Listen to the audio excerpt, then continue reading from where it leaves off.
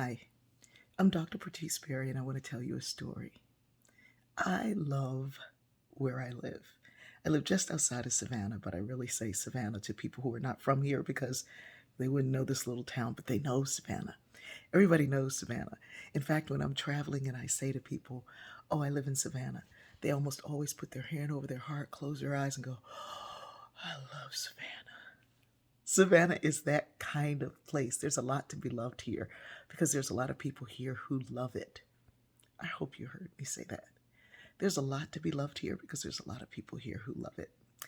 When I meet someone who says, "I don't like it here, I'm not having a good time here," I go, oh, you must be at one of the other Savannahs.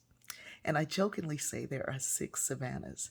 And depending upon who's in your ear and what's in your heart is the one you get to see.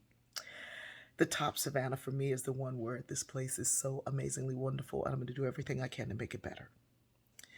The others are based on who's in your ear, really. Who's showing you around? What have you seen? What are they saying to you?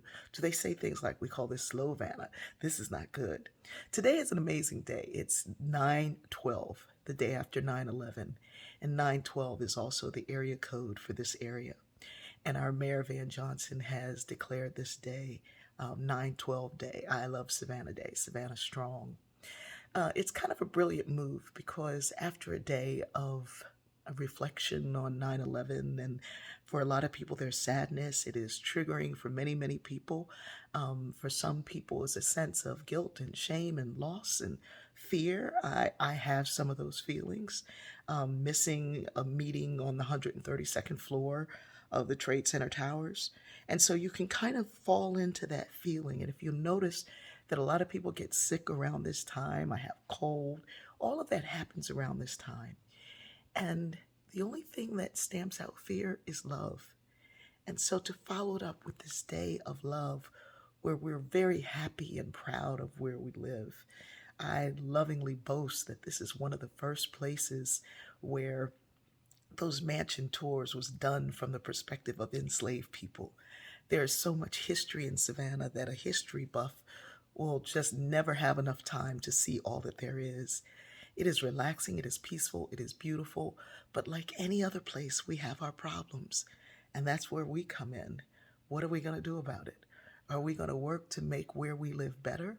Or are we going to sit and complain with others whose vibration goes in the other direction that says it's just never going to be good enough?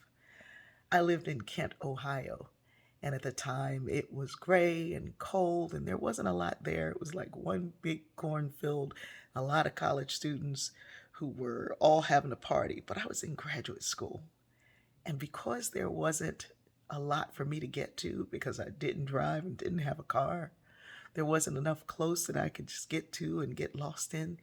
It was the perfect place for me to be in graduate school because there weren't any distractions to keep me from being in graduate school. But it was also the perfect place for me to find my voice, find my humor. Everywhere you are is a place that you can find something beautiful to love until it's time for you to move to someplace else. But Savannah, I love it here. 912, we are strong, we are beautiful, we are history that is ugly and being repaired and trying to change.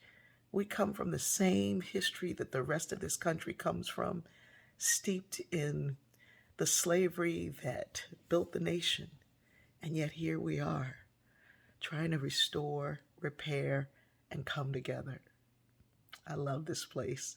I love the people here because the ones who are in my ear, they love it too. I love you.